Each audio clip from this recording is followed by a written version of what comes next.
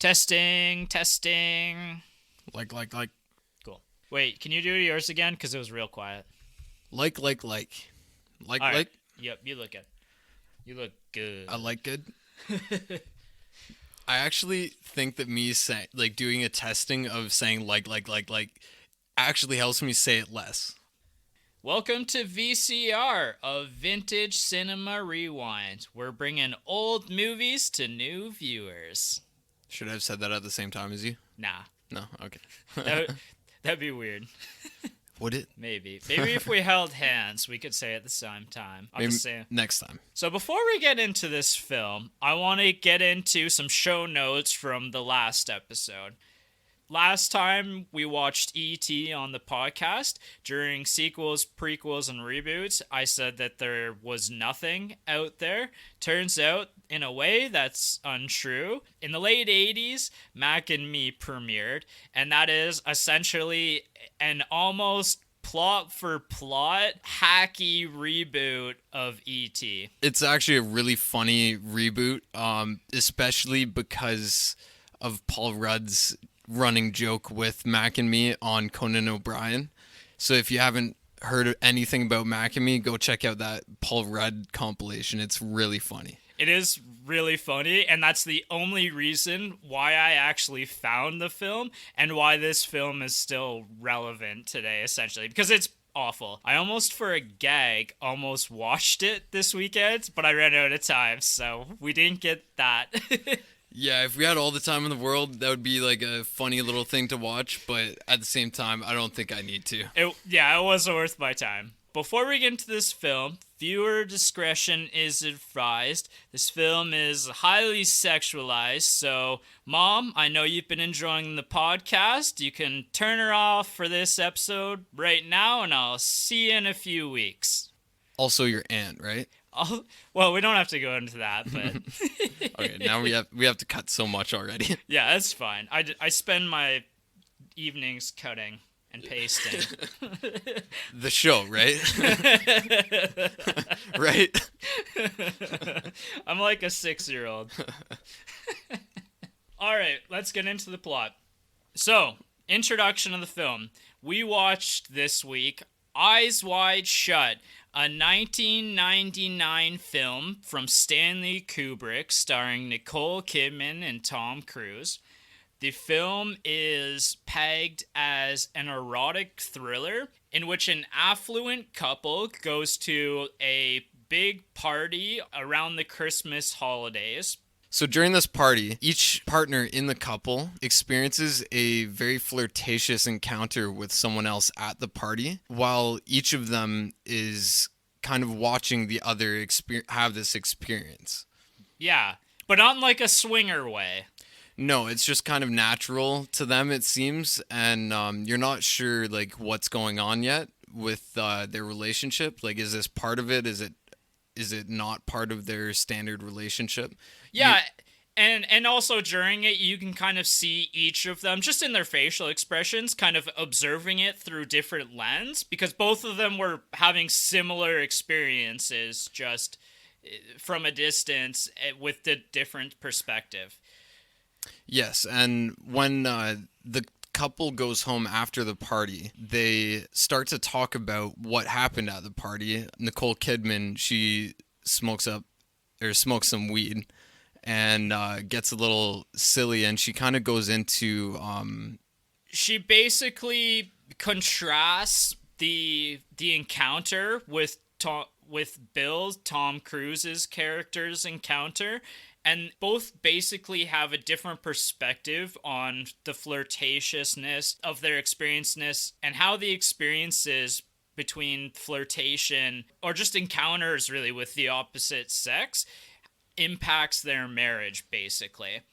And Bill, the naive character here, who just doesn't really consider his wife's perspective ever before this, it sends him on a dark path in which the rest of this movie kind of shows him devolve into this night of debauchery, essentially, and then the ramifications of that night.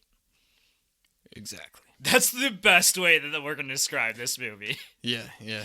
This movie, before we get into who is this movie for, I just want to say that this is probably the one of the densest films I've ever seen. And basically, what my observations of this film changed, and my outlook of this film changed 40 minutes into this movie, 2 hours into this movie, 2 hours after this movie was done, and now a half a week after watching this movie. My perspective has changed so much.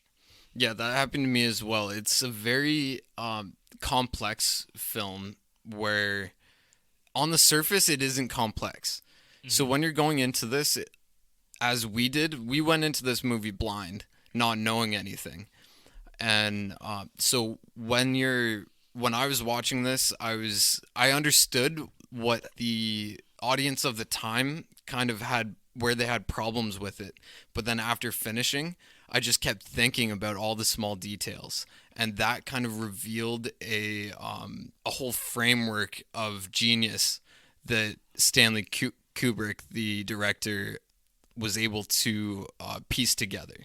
See, I wrote this down that this film makes me feel like Charlie Day in the meme where Yeah. he's like pointing at the wall like a crazy person. Yeah. That's what I felt like by the end of last night and researching all of everything. I had to actually put my notes down. I've written 6 pages of notes here, and I had to put things down and walk away from this film, or else I would have spent another 40 hours researching this probably. You could do your PhD on this film, I think, if you're in film school. Yeah, like many people have stated that this film you could write a book on it because there's so much going on, and it's so oblivious to the audience that may have went to see this movie. So when you're watching this, you have to try to get into this mind frame of appreciating the small details. It's not fully about the bigger picture, but all the details bring out this huge picture. It's not a surface movie. And I think that's a great segue into who is this movie for. I have a lot of notes here. I actually am really interested in hearing kind of what your thoughts are before I get into mine. Yeah, I would say this is really a movie for someone who has already taken the journey of enjoying movies and enjoying older movies. So this might be the more advanced of each of the movies we've done so far, and it might be like the most advanced for a while. We both went into this blind, not knowing much at all besides the fact that it was a great old movie. Basically, the only thing that I knew going to this movie was that Stanley Kubrick, the legendary director, directed this, and this was his last film, and that Tom Cruise and Nicole Kidman starred in it, and there was some sort of sexual content involved in it, and that was it. I think this film is for people who consider themselves students of film and culture. And this film is so deep that after you finish watching it, you're going to spend hours discussing it with the person you watched it with, researching afterward, pulling meaning out of this film for yourself, and then finding it online on other discussions, and comparing and contrasting that to your own ideas and thoughts and conclusions. Yeah, like within my research after the movie, I found that some people hadn't even seen certain aspects that I saw, and they, like, so many were revealed as well that I hadn't seen. So it was it's very much for someone who's into like film as much as we are, really. Yeah, absolutely. And if you're a fan of Stanley Kubrick, you need to watch this movie. Partially because it's his last film as well, and there's something special in that last film that a great Hollywood director makes before he passes. But I almost want to contrast that a little bit, though. In my opinion, if you've never seen a Stanley Kubrick film before, I don't think you should start with this film as his first movie. I agree. It basically, he's regarded as one of the greatest filmmakers of all time.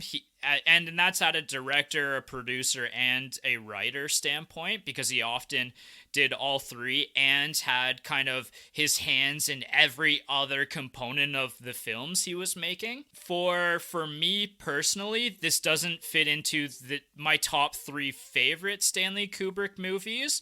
And part of that is just because of accessibility a little bit. I think if you want to get into Stanley Kubrick's movies and get into a dense film, you want to start with something more like 2001: A Space Odyssey or Full Metal Jacket or even The Shining are really great entries into Stanley Kubrick's universe. Definitely.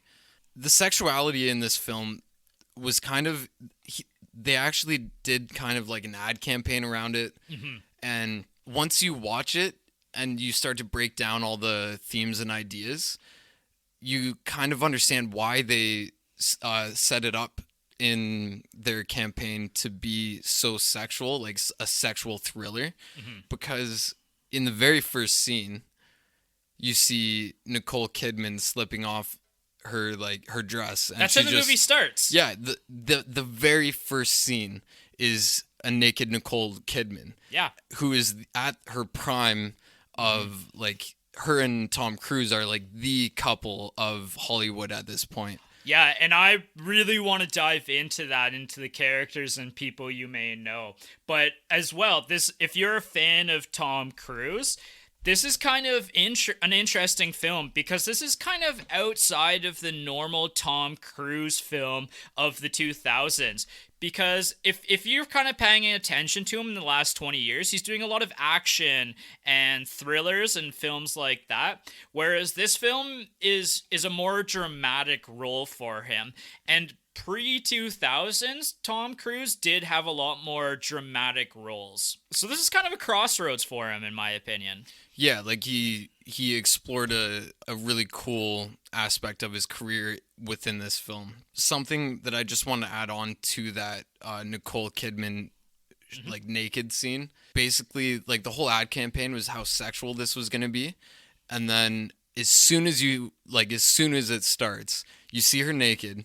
And it's almost like Kubrick was saying, like, there, you got your naked star. Yes. Now pay attention to this movie. Yes. And I actually want to dive into that a little bit later in effects and filming. But what's really interesting about this film is that different sources label this movie as a different genre. So Wikipedia labels this as an erotic mystery psychological drama, whereas IMDb labels this as a thriller psychological drama. And in my opinion, most of that does fit this film, although I don't necessarily agree with the mystery component. There are mystery elements in this film, but not in the traditional sense necessarily. Yeah, it kind of flits in between all these definitions. Like, it's created its own little pocket in between all of them. Yes. What I would say, and is a direct correlation to, like, one of the themes in this movie, is that psychological is wrong. It should be sociological. Oh, according to this movie. Like, yes, psychological is what everybody starts off the movie thinking. Mm-hmm. But as soon as you break it down, it's not about the psychology. It's not about the psychology of, like, one person or of the characters. Yes. It's a message about like the society that they live in. Yes, this is absolutely a social commentary film, and not necessarily about what you think, and especially if you've watched the trailer, not what you think. I also want to just say as well, you know, we had the kind of viewer discretion at the beginning as well. If you had an issue getting through some of the sexual scenes in, like, a Game of Thrones, something a little bit more recent, then this film probably isn't for you as well, because even though the erotic part of this film is really in the first 40 minutes, there are some pretty graphic moments later on as well. Yeah, they aren't as intense as more modern things. I think they were very intense for their time. This movie was ahead of its time in that sense. Yeah, and it makes so much sense for why he created it when he did, that it really said something. All of that nudity and debauchery, but the nudity isn't super graphic. It's full nudity. Yes. And there is sex involved, but it's not like hardcore. Yeah, some of the later scenes can be a little bit more intense, and so if you really don't like nudity in your films, then like I said, this film isn't for you, but you kind of have to be open to the experience a little bit there. And if nudity is really your thing, this also might not be really your thing, because there is some great nudity, but it's also like tinged with a little bit of like something wrong. Yes, this movie is deeply unsettling. Yeah, definitely. Okay, so let's talk when to watch here. Like I said before, this should not be your first Stanley Kubrick film. Also, don't watch this with your parents, or as a parent, don't watch this with your kids. Yep. I would say also don't watch this with your partner if you're somewhat new in the relationship. Yeah, that's a great point. Don't bring this to like one of your first 3 dates. No, definitely not. Like, you're not getting called back. Netflix and chill on something else. Yes, absolutely. You also are going to need almost 3 hours to watch this film, and you do need to be aware that the first 40 minutes are very plotting and really take a while to get going, and that's going to turn some viewers off. You need those 3 hours, and you have to be open to be fully into this experience. Yeah, and also you have to be able to have the outlook of paying attention to detail. So don't get too high or drunk while watching this, maybe. Or you could, and you'll really notice some things. I don't know. This film is not a film that you turn your brain off of for. You will not have a good time. No, you'll fall asleep. Yeah, absolutely. But when you're... I actually really want... Like, this is one that I really want to rewatch, because yes, the feeling after watching this movie and thinking about it, it makes me want to rewatch it. 40 minutes in, I was like, I'm probably never watching this again. Yep. 2 hours later, I finished the film, and I was like, And now I can't get this movie out of my brain. It's like when you get a song stuck in your head and it plays over and over and over again, and you almost have to listen to it again to stop the repeat, the loop going on. Yeah, or in a very similar sense, when you're listening to a song, like a really good song you just heard, and it takes a while to learn the lyrics. Yes. It's like you're trying to really learn the lyrics because you want to know this song. You want to know each word, but each word is like, it's hard to grasp. Yes, I very much agree. That's a great analogy. So, question for you. Do you think this is a Christmas movie? There's a lot of Christmas imagery in this film. That is a super interesting symbolic element of the film, but it's not a Christmas movie. Okay, this isn't a Die Hard. No, definitely not. It's not really pegged to a specific time of the year or anything. Besides, like, it is around Christmas. During Christmas time, but it doesn't have that feeling. No, it doesn't have that feeling. Whereas I will still argue to this day that Die Hard is a Christmas movie, and I pretty much watch it every year in December. I could agree. Yeah. One thing I would say is, if you could watch this with a friend or at the same time as another friend who is also into the movies, or into movies in general, you'll have a better time because you can dissect it and have the discourse that Eyes Wide Shut really deserves. Yes, absolutely. I've been pumped all weekend to discuss this movie with you. And the more time went on, the more pumped I got to discuss it. Yeah. Yeah, I agree. All right, so where you can stream this movie. You can currently stream this film on Netflix. And again, link in the description below if you're watching the episode a little bit later, you should be able to find Eyes Wide Shut on a number of streaming services for rent, or maybe somewhere else streaming for free at this point in time. And you can check out where it is on Just Watch. Just Watch, yes. It's also in the link in the description below. So next, we're going to hop into characters and people you may know. So let's start with our main cast and characters. We've got Tom Cruise, who's playing Dr. Bill Hartford. So obviously everybody knows who Tom Cruise is. He's now mainly in action thrillers, but this was kind of in that time where he was playing more dramatic type of roles. Like the You Can't Handle the Truth one. What was that again? Wasn't that Jack Nicholson? Yeah, he said it, but it was they were like speaking to each other in that scene. A Few Good Men. Yeah. Was that Tom Cruise? Yes, it was. Whoa, it was. Yeah, so there's so many ways we could go with this podcast. I'd love to do that one. Yeah, I'd like to do that at some point too. I've never seen that either. Me either, yeah. Cool. It's just like so referenced. Yeah, so we don't need to go into Tom Cruise any more than that, really. You know Tom Cruise. Besides his character. Yes, let's go into his character a little bit here. His name, Dr. Bill, is very essential to his character because if you think about it, Dr. Bill kind of sounds like Dollar Bill. Interesting. And throughout the movie, his character is using his money to wave influence over the people below him. Interesting. Yeah. You really went down the Charlie Day crazy. Yeah. So like each character had like their naming is very important to the whole story. There are some allegories that I want to get into with a couple of the other characters. Bill Hartford, the part that I wanted to bring up is the last name Hartford. Did you read about the significance of that? Yes, I did. Yeah. So Stanley Kubrick based the character Bill Hartford off of Harrison Ford and basically paid tribute in his last name as Hartford. Harrison Ford. Yeah. Hartford. Yeah, because he wanted that kind of gravitas, I guess, to be essential to the character. A little bit. Like, there's hints of it, I guess.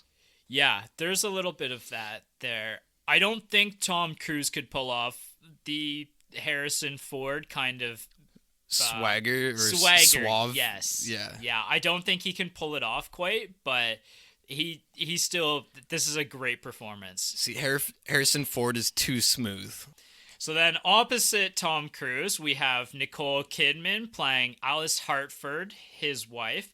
So Nicole Kidman, you may know from Aquaman, Moulin Rouge, The Others, and Dogville. She was actually kind of more famous, I would say, in the early 2000s than in the last 10 years, really.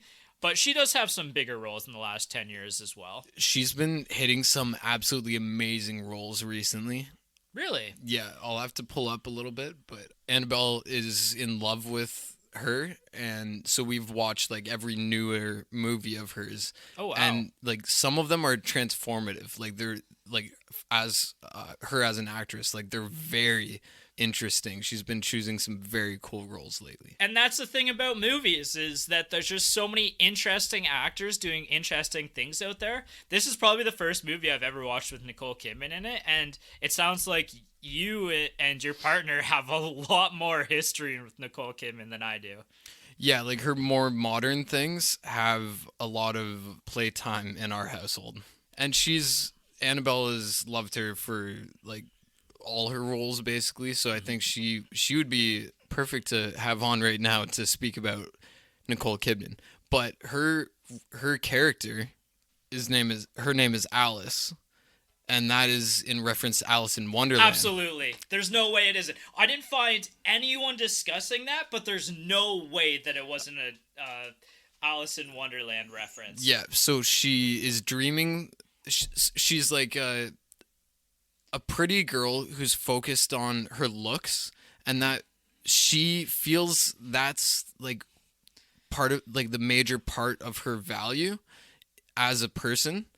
And so you often see her combing her hair and looking in mirrors, and that is a very important part, as we'll dissect it a little more later. And that's also what Bill wants from his wife as well, right? In the direction that his career and his life is heading in, he just wants a trophy wife, essentially. I think that's what he kind of always wanted, but now he's starting to he's starting to realize there is more to that, but he doesn't realize that until later in the movie. Right. So this is where the sociological impact of Kubrick's writing in this is essential, because the way he views his wife is so important to everything that's going on and how he views himself. Another, she probably won't get brought up, but they have a daughter, right? Right. Her name is Helen. Okay. Sorry, it might actually be Helena. Either way, it's in reference to Helen of Troy, because they are so superficial in the beginning that like everything is at face value for them, or everything's at face value, or a face value version of a mask. Yes. So what they both feel is that Alice, the mom, is this beautiful woman, and that's her prime value to the world. Yes. And so they want to pass that on to their daughter. What way better than naming her after Helen of Troy? Interesting. Man, we went to crazy town on this one for sure, because I have way different things than you have to talk about in this movie. So let's get into a few more characters. Those are really the two main characters to know for this film, and kind of the opposites that are set up against each other. The other people that you may know, so Vanessa Shaw, who plays Domino, the prostitute. She's in 3:10 to Yuma and The Hills Have Eyes in the 2000s, and that was kind of her peak. She really hasn't done a whole lot of exciting things since then.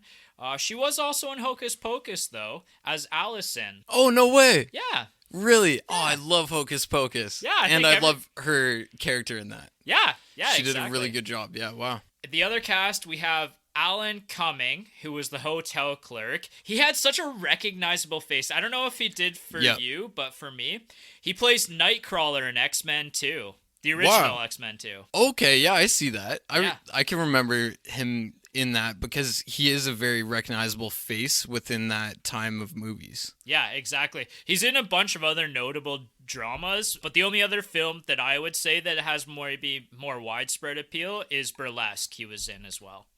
Okay. One other character here that I want to bring up quick, Thomas Gibson. Oh, he's the husband of the grieving woman whose father just passed away. And this scene I almost forgot about, to be honest, because there's so many notable scenes in this film.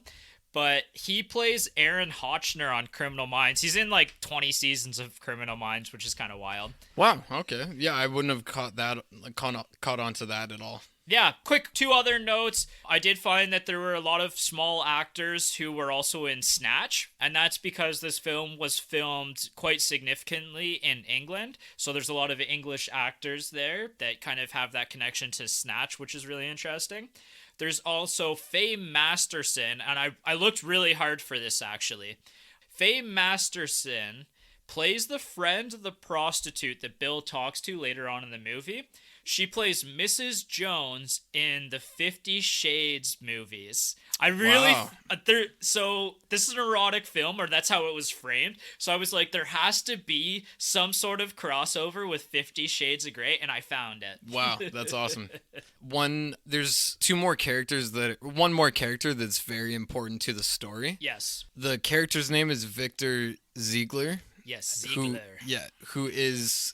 It's like Bill's mentor, essentially, in kind of that affluent New York life, basically. He's what Bill aspires to be, I think.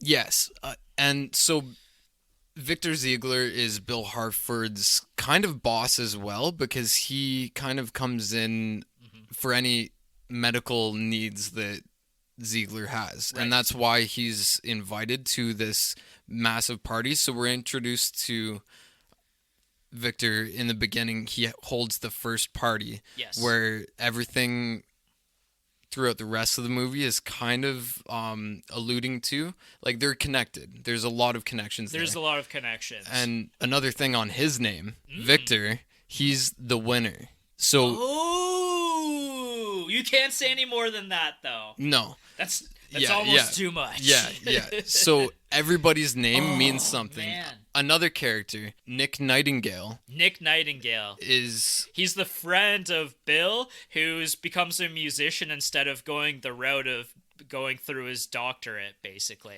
yeah, and so he becomes a musician, and a nightingale bird sings in the night.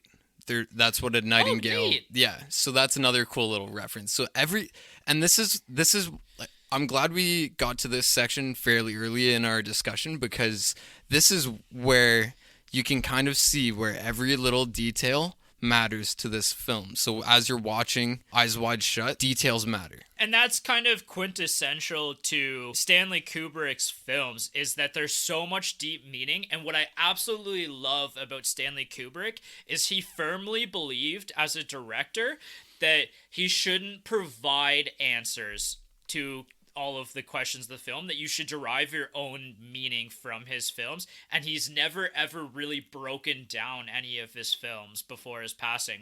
So a lot of like the stuff that you and I are discussing are our own thoughts and opinions on the film, or larger, more interesting voices online's thoughts on the film. I actually even have a couple articles that I want to quickly bring up if other people want some future reading as well at the end of this podcast. I definitely have some as well. So I think that's basically it for like the very notable characters. But my favorite character, Milich, is one that I want to talk about. He's just so fun. He is so fun. That's the guy who runs the costume store, the clothing store, right? Yeah. That scene was so great. And this is, you know what? I'm going to get to this later. I don't want to dive into what I'm about to talk about. I want to say that I've seen him in something else, and it looks like he has quite a history, but a lot of it is Serbian, I believe. Yes. Snatch. Who was he? This is what I mean. There were so many characters that also had roles in Snatch. Who was he? I'm not going to remember. He was Boris the Blade. Ah. The guy who, the guy that Tony was shooting at and everything. He had the glass of milk or something, and he Yeah. like got hit in the car. Yeah. Boris the Blade, and that's where I recognize him. Right. That actually makes a ton of sense. That was the Snatch connection. There was like 3 or 4 actors. All right, should we get into themes now? Yeah, definitely. So part of the theme segment here, we're going to do our best to talk about some themes and go into a little bit of detail, but we want to save a lot of the discussion for this film into the spoilers section of this podcast, just because you really have to experience the last 2 hours for yourself before we talk to you about a lot of it, really. If you get into the movie the way that we kind of are hoping you will, especially based on listening to us talk about like paying attention and getting into the movie's details, then you'll have a lot to discuss after or think about after, and you'll be able to hear all of our thoughts on it. We'll break down some of the symbolism and everything even further in the spoiler section. Yes. I think we have to start with sex and marriage as the first theme here. It's the first theme that really hits you over the head. It's what the moviegoers at the time would have expected going into this film based on the trailer. And essentially, it's kind of the two different perspectives that male and females that Alice and Bill bring to the relationship. Yeah, and a lot of it, again, is sociological. Yes. So we are looking a little bit at their own perspectives, but it's very true to the larger society that is being looked at throughout this. Yeah, and honestly, when I started this film and when it got to the scene when Bill and Alice are having that back and forth about what the relationship means to them and jealousy and flirting and all of that, I actually wrote down, like, is this a little outdated maybe at this point in time? And part of the reason for that is, if you dig into it, is that Eyes Wide Shut is based on a novel from 1926 called Trom Novelle. Trom Nouvelle, which is French for dream story.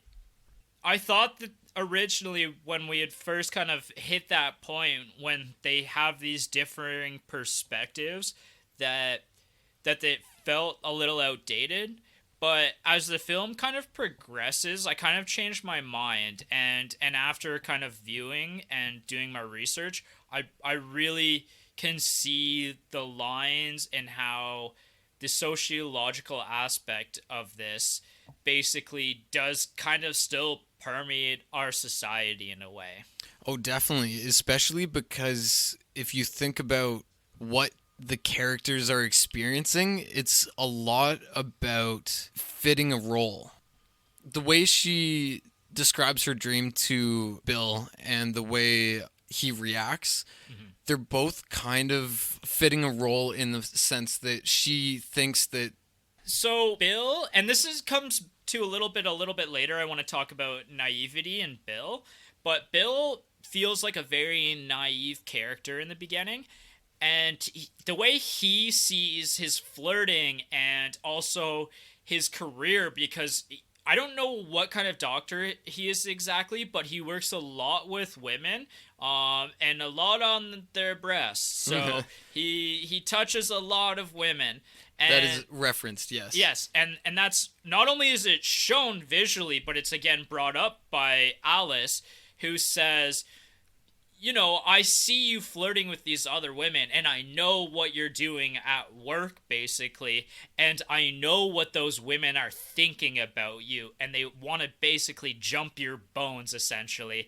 And that's also something that you see throughout the film. Like, I actually wrote at some point that just about everybody in this film, in one way or another, is trying to sleep with Bill at some point. Yeah, and he's just trying to sleep with someone.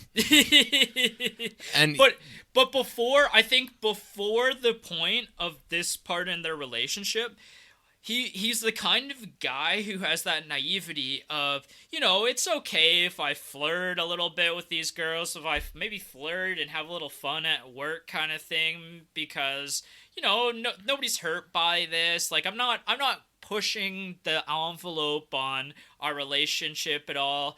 And I feel like Bill's the kind of guy where if things accidentally went further, he'd go, you know, I wasn't the one who initiated it. Like, I didn't want it. It just kind of happened. It's like the natural state of a man in power that as he sees it and as society kind of sees it, where you could just, if you have enough money and charisma, you can kind of get away with things. Yes. And he's naive in the sense that Alice flips that and says, you know, I, as a woman, am also very sexual. And that just blows his mind. He's like, no, like you're a loyal wife. Yes. You stay at home and you take care of our daughter because she isn't working currently. She used to be an art.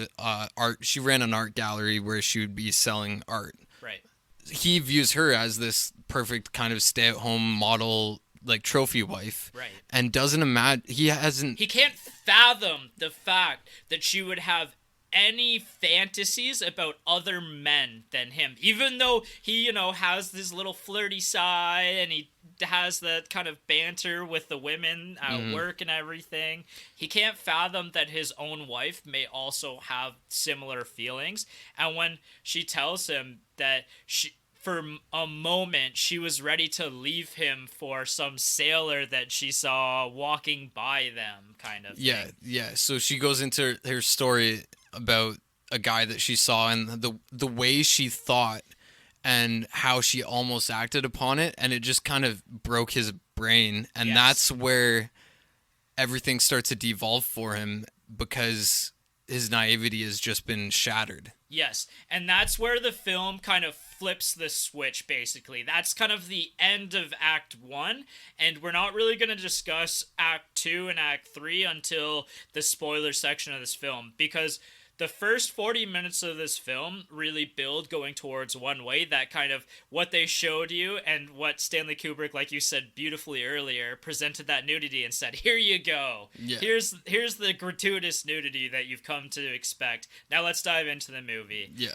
And so I actually wrote somewhere in the middle of Act 2 and Act 3, if this movie was made again and they cut down Act 1 significantly or cut it out entirely, would this movie still work? By the time I finished the film, said no. The first part of the movie is very important to everything that happened next. Yeah, like the positioning that they all do, everybody that you see is just positioning for this kind of power in a sexy, suave, high life society, and the masks that they put on to participate in that society and in their respective positions of that society. Right. It's very essential to the rest of the movie because it all breaks down.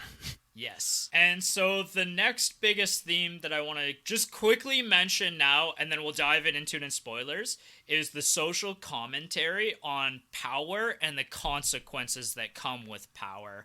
And not also the consequences that come with it, but the lack of consequences that comes with having power. There's two levels of power that are explored here, and from different perspectives.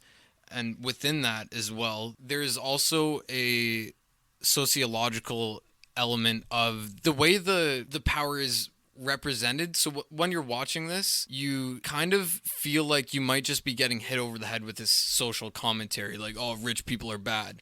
But it goes so much farther than that. Don't fall into the trap that you're just watching like a teen who wrote like, oh, rich people are bad. It's so much more than that. And you kind of realize that the farther you get into it. Yes. All right. Do you want to talk Christmas as a theme next? There's like themes that you should watch out for. Yeah. That we can't go into too far. And I think the Christmas as a theme, I could go too far into it. Okay, fair enough. I will just bring up that this film takes place around Christmas, and so in almost every single scene, there's a Christmas tree, as well as Christmas lights, which helped with the effects and the filming a little bit, and it almost puts you in like a dreamlike state while watching this. This film, it looks visually different from most other films you would see, mostly because of the lighting and the kind of the imagery of the dreams and that kind of state that it wants to put your mind in. Yes, and all of the Christmas lights that you see are kind of hazy and dreamlike, and they tie into the rainbow theme as well.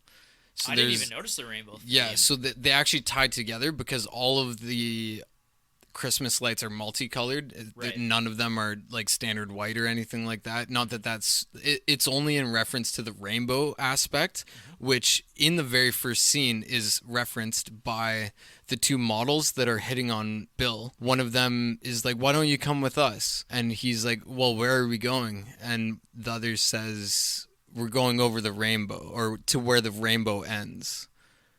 And then there's all these rainbow colors throughout. And they're tied to the Christmas trees as well. You don't see any of the dreamlike stuff in certain scenes. Watch out for those scenes. That's all I could say at this point of the podcast. Interesting. Yeah, I don't think we can go any further than that. Honestly, this film has so many themes that you can derive yourself that really that you could write an entire novel length, and there have been entire novel length articles written about it.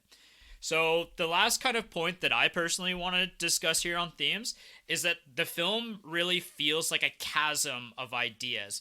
At first, it kind of looks like a small hole, and you don't really know how deep things go. And as well, Kubrick didn't really share much insight on this film before he passed. And generally, that wasn't his way as well, like I said before. So he kind of pushed moviegoers to come to their own conclusions. And I don't think that the average moviegoer is really interested in that. But if that, at this point in our podcast, you should know if this is a film for you or not, I think. Yeah. And I think also hearing a bit about it, you might give it a watch in a new light. And that's kind of what we're trying to do for all of the movies. Right. So I'm glad that this one got so deep into it. So it shows kind of how far you can go into movies like that. Many people don't really see that as an option. They finish a movie and they're like, like, okay, I got some stuff from it, but we're trying to open up new viewers to some of the different things that you can enjoy from watching an old film like this. Yeah, driving home tonight, actually, I came to the conclusion that this film is a work of art in the sense that the artist, Kubrick, basically painted this portrait and didn't leave a whole lot of dialogue about what the portrait meant. And so a lot of people are going to look at the portrait and go, nah, it's art. I don't really care. Like, there isn't really anything more than the face value of what this is. And there's other people that are going to look at it and go, oh my God, this makes me think of this and that. And I'm inspired by this component and that component. And everybody's going to take something a little bit different from that art. And that's what the artist intended. The artist wasn't trying to tell you a story. The artist was trying to make you feel something and even like reach you on a personal level that's going to be different from the next person to walk up and view that piece of art. Yeah, and he was really aiming it at people who will take that time and effort to allow the feelings to come up in themselves while they watch it. Because this is his culminating piece. Like, yes. This is his, maybe not Mona Lisa or like the Sistine Chapel or something like that, but it's very close to that. Yes. His other films aren't as, maybe not as deep and full. They're very deep. They're all very deep films. I know. But this is the one that I think you and I could spend the longest discussing. Yeah. The last kind of point that I want to make, and this is maybe the reason that this film has captured my attention so long after watching it, and why I've written 6 pages of notes for this. This film has so many ideas and layers so that you could spend just as long or longer going down the rabbit hole of this film. As you, like, I was reading about Kubrick's career and his artistic direction, and all of this is so extremely well documented because of the impact that he had on not only the people watching these films, but on the actors, on the writers, the producers of all of his films, and all the future directors and actors that came from this. I guarantee if you look at any great filmmaker in the last 20 years and you say, who's one of your inspirations? In their top 3, they're naming Stanley Kubrick. Definitely. Yeah. There's no one else. The top 3, he's up there for all of them. Yeah. Exactly. And he just pulls so many genres and not only all of his films, but each individual film is so starkly different from the film that came before it. Like, he pretty much had hit every major genre that he could hit between all of his films. And this is actually, I wasn't even going to bring this up, but I want to now. He basically, a lot of his films were based on novels or novellas, and the reason for that is he wanted to find a piece of art that in his mind wasn't perfect and make it so, and kind of like find where the pieces that he could push and pull and kind of make it his and make it artistically beautiful, essentially. And that's something that on the last podcast you and I talked about with Annihilation. The novel is kind of wasn't for me, to be honest, but the movie is so starkly different from it, and the director took the ideas and pulled and twisted and turned them into something that's so memorable that I honestly think that film is probably in my top 20 films of all time. It's later in that list, but it's still in there, I think. When you're looking at how Kubrick took the certain scenes from his novels and used them or changed them, there's a big difference. It's how you said, like, he took a piece of art that wasn't absolutely perfect and tried to do it justice. He still kept some scenes from Trom Novel almost word for word the same in the movie as was the book, because I think he felt it did embody that perfection, and then he just added and extrapolated beyond to create this new story or a better version of the original. Right. I think it's a good point here to kind of pivot into effects and filming a little bit, because I think that's more what we're talking about anyway, and we'll do score after. So, like we said, this is based on the novella Dream Story. And Kubrick actually had the original idea back in 1968 to adapt this novella. And he actually wanted to make it a sex comedy back then. Wow. Yeah. But I think over time, it was almost 30 years before he started thinking about that again and how to kind of develop or adapt this novella. And I think he matured as a director over that time, and his perspective of the story he wanted to tell changed. Yeah, that makes sense. Another, like, setting and location is pretty big in this. Yes.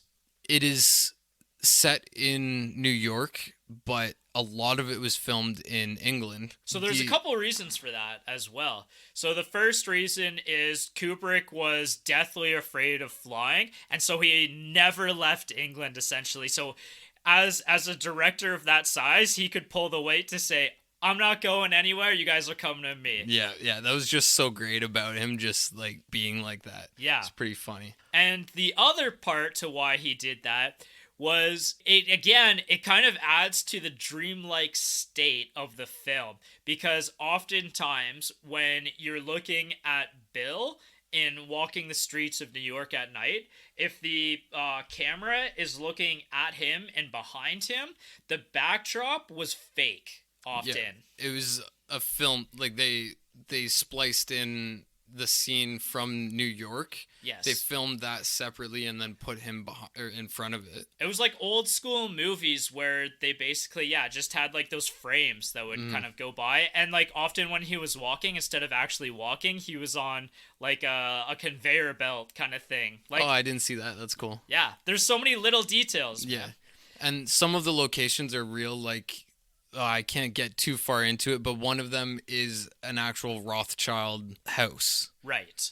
Yeah. And a mansion, essentially. Yeah, so this big mansion where the elite that is referenced to throughout the film, they live there. And if you look at it, Rothschild is a German Jewish origin name.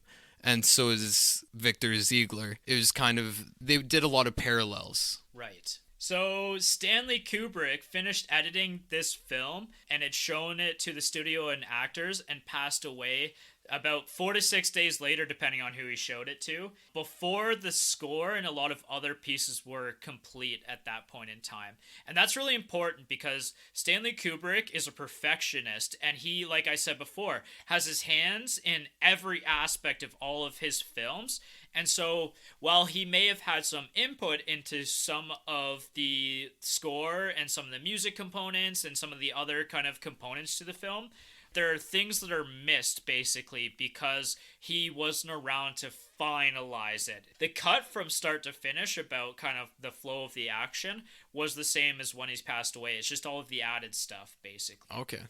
And this was, at this point, it took the longest to film this movie than any other movie previously. It has a world record. Yeah. For longest filming. Is that still active? Like an active world record? As far as I know, yes. It took 15 months to film, and it was 46 weeks of straight shooting, uninterrupted. Wow. Yeah, like, that was unprecedented, and still, apparently, nobody's needed that much time, and that's where you can kind of see the contrast of, like, his perfectionism and all the little details. He reshot certain things over and over again. Yeah, so that's actually something that I knew going into this film was the length of shooting. And so observing the film, that was a thought that I had. I thought, how could this film possibly take that long? But Stanley Kubrick, being a perfectionist, would take those multiple shots, like you said. He, at one point, took 95 shots to get Tom Cruise walking through a door. And then at one point, when Tom Cruise was really dejected by all of this, Kubrick said to him, Tom, you stay with me and I'm going to make you a star. Classic. That's unreal. Yeah. So the other kind of thing that's important with this film to remember with the actors is that actually Cruise and Kidman were married at this point in time. Mm-hmm. And so Kubrick had a way about filming where he would essentially force method acting onto his characters, and you'll see that in a lot of his films. And honestly, he often treats his actors a little like shit. Yeah. And he tries to target their fears and their deepest fears. And so he often had Cruise and Kidman kind of almost pitted against each other a little bit throughout this film. Like, for example, during the fantasy sex sequences with Nicole Kidman, she filmed those over 6 days, and that was only 1 minute scene cumulative throughout the film, filmed over 6 days, and Tom Cruise was banned from the shoot during those 6 days, and Nicole Kidman was forbidden from discussing anything that had happened on set to him throughout the movie, basically. So really driving that little bit of a wedge in there. Yes, so they drew that wedge into it, and there's also some real world kind of aspect that come into that, because this film comes out in 99, and Kidman and Cruise actually divorced by 2001. So what's really interesting about this film as well is that Cruise and Kubrick met and kind of talked for a while before Kubrick handed Cruise the movie. And that at that point in time, Cruise said, "Hey, I'd love to have my wife as my opposite on this film with me."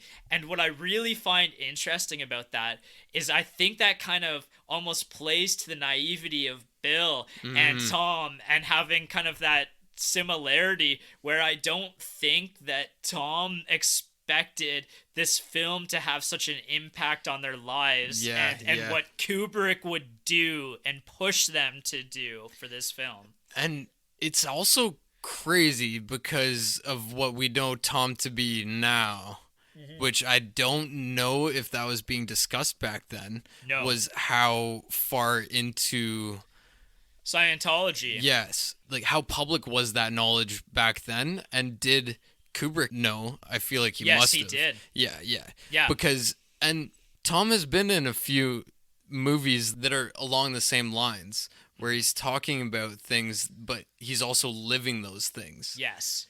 Something's off there. And I don't know when to bring this up, but American Psycho, Christian Bale based his character off of Tom Cruise. Yes, with the crazy eyes. Yeah, so he actually specifically said that the way Christian Bale based his character in American Psycho off of Tom Cruise, what he said about Tom Cruise is that he had this very intense friendliness with nothing behind the eyes. And that is very much in line with what was Eyes Wide Shut was 1999 and American Psycho was 2000. Yeah, not like long after.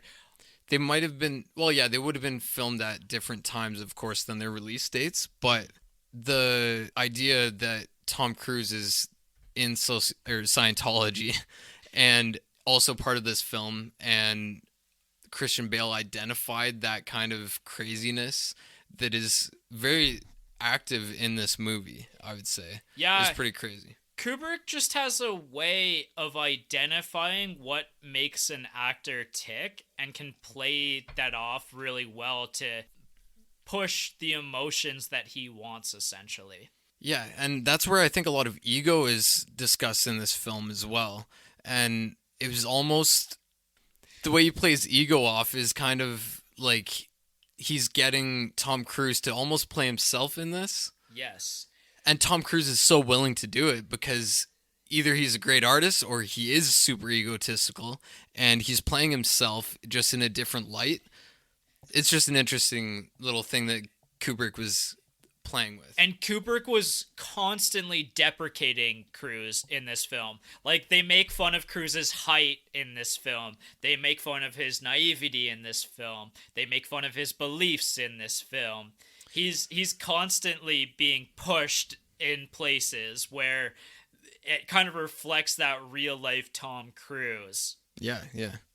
All right, so let's talk score. So like I said, this film wasn't finished before Kubrick passed away, and the score was fully kind of added to the film. Something of note is that Kubrick often uses ironic music to frame his scenes.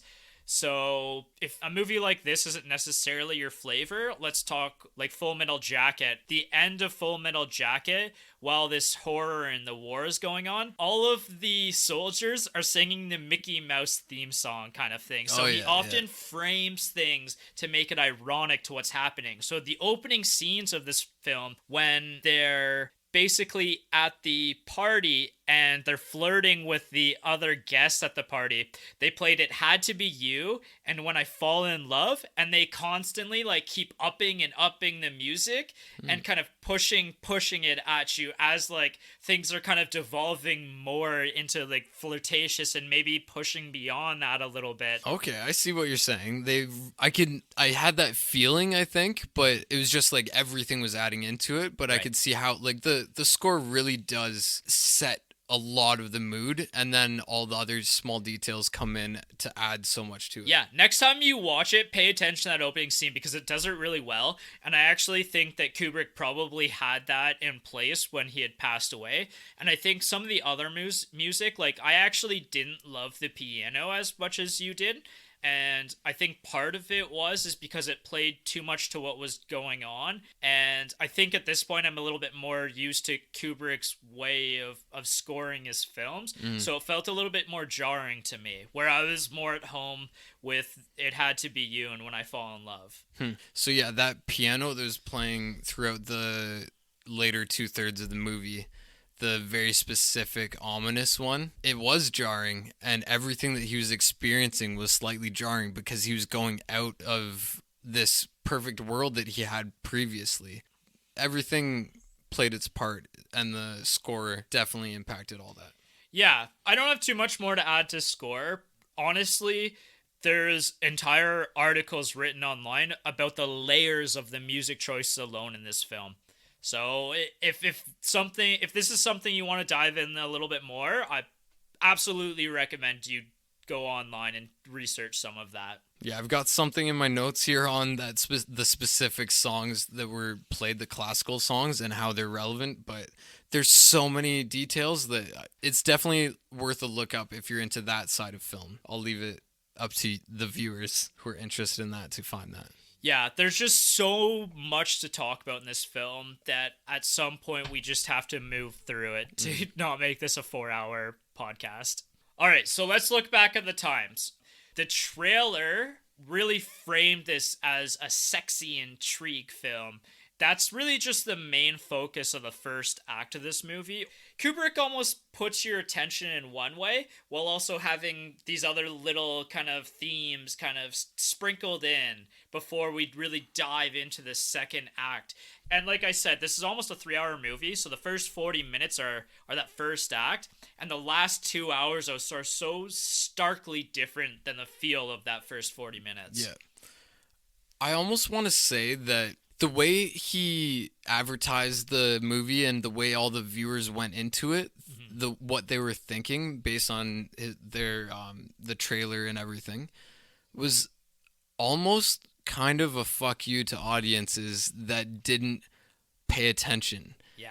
Because he did that thing with he did the initial scene with instant back nudity of the a huge star at the time. And then that wasn't even what he was like. He wasn't talking about sexuality that much. It was so much deeper, but it was kind of like, yeah, a fuck you, a last send off to say like, if you had paid attention if you paid attention to every detail in all these movies, I've given you a lifetime of art to observe. Yeah. Yeah, this film actually did really well when it came out. It was a commercial success, and I think part of that lends to the premise shown in the trailer. But I think it actually did kind of shock critics and moviegoers, and it had mixed reviews when it was initially reviewed. However, over time, I think that time has been very good to Eyes Wide Shut. Definitely. Yeah, from what I was reading, the critics were overcritical because most of them were just putting out something quick after the box office, after it entered into the mainstream or whatever. They were just saying what first came to their mind, and then as time passed, it was like us watching it, where I bet some of those critics who were a little too shallow in their review, they probably were like, oh, wait, Yeah. this was actually unreal. Yeah.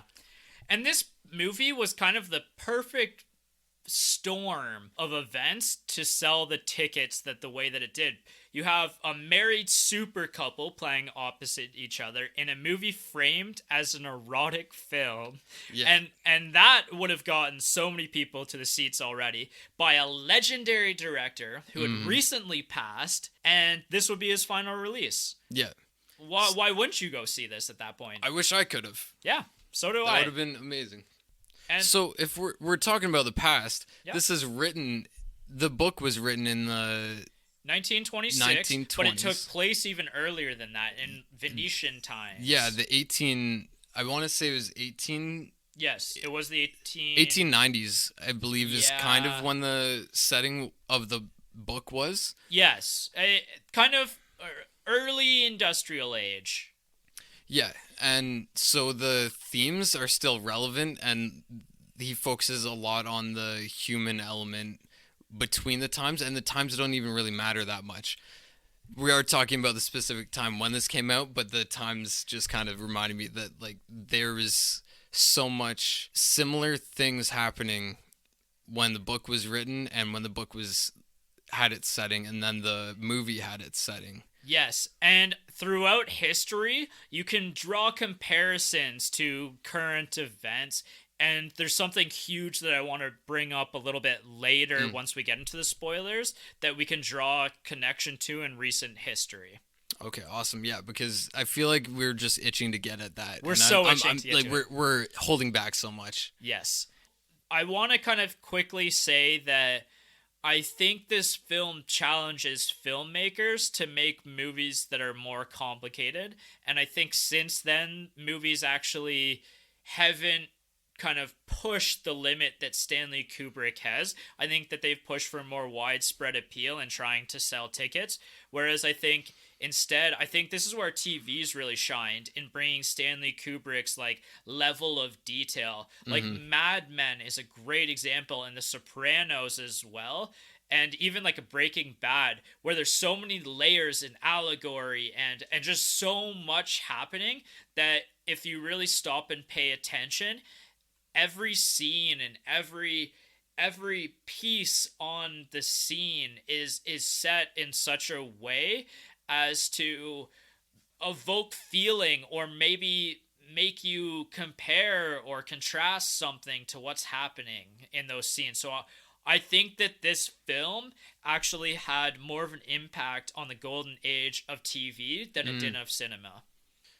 Yeah, I could see that. I think also it definitely did impact some films, and maybe not in as deep of a way or just in a different way, but you could almost compare it to Inception, where a lot of people were like super focused on all the details, and Nolan was like he got all of the small details. A lot of them mattered, not nearly as much as in Eyes Wide Shut, but the essence of it was there. And could you imagine Inception but by Stanley Kubrick? Oh my god. I don't know if he could do it. He probably could. There'd be a lot of nudity. Well, obviously. All right, so let's talk personal reviews. So I'm going to start. I really enjoyed this film, and the more and more I think about it, the more and more I fall in love with it. I don't know if I like it as much as 2001 or Full Metal Jacket, but I think before it wasn't even in my top 5, even within like 2 hours or so of watching it. I think it moves up to number 3. I think it edges out The Shining potentially. Wow. Yeah. You know what? As I look back at other Kubrick films that I've watched, I don't think I was able to appreciate them as much as until after I just watched this. Yes. So I see that exact feeling. So I wouldn't start with this film, and like I said, it just has edged in very recently into my top 3 Kubricks, but I've actually only seen about half of his filmography at this point. But excitingly, I want to just bring up that Spartacus is coming to Netflix December 1st. So look out for that if you're interested in diving into Stanley Kubrick's filmography. That's a really early film in his career, and I'm really interested in seeing the contrast between the two films. As well, it was really famous at the time it came out, and it spawned its own TV series later in life, right? Yeah, yeah. And yeah, I would love to watch that just to see like how much of his pure talent was there at the beginning of his career and how much of it had grown since then and over the times. Yeah, that's going to be a great contrast. I don't think we're going to be doing Spartacus or another Kubrick for a little while. We have kind of a little bit of a plan for the next couple months, but I would like to revisit Kubrick within the next year, most likely. Definitely. The other kind of point that I wanted to make about Eyes Wide Shut is that it was constantly subverting my expectations. So I initially thought this film was going to be building to an erotic story of marriage. And again, I was kind of thinking pre-50 Shades of Grey here, and maybe that was some inspiration. So then I thought it was going to be something like a straight played hall pass, like kind of toning down the comedy, but still kind of that hall pass kind of story arc. And then I thought maybe this movie is going to be kind of more like a one-night adventure where Bill kind of learns something about himself and his relationship with Alice, and they reconcile by the end of the movie kind of thing. And just constantly the film is kind of twisting where I think it's going on its head. Yeah, I initially had no idea what was going to be happening in this, and I was just constantly guessing at the theme, like the overarching theme that I could watch out for, and I was like, are they spies? Are they like gonna hit someone? They're flirting with different people because they have a plan? And then that got switched, and then I was like, maybe it will just be a swingers paradise kind of movie. Like, they're gonna meet people and then bring them together, and I kind of expected an orgy straight from the start, Right. but that was only after the spy thing. Yeah. So I was definitely flip-flopping because of the way he was portraying everything at the beginning. It took a while to figure out.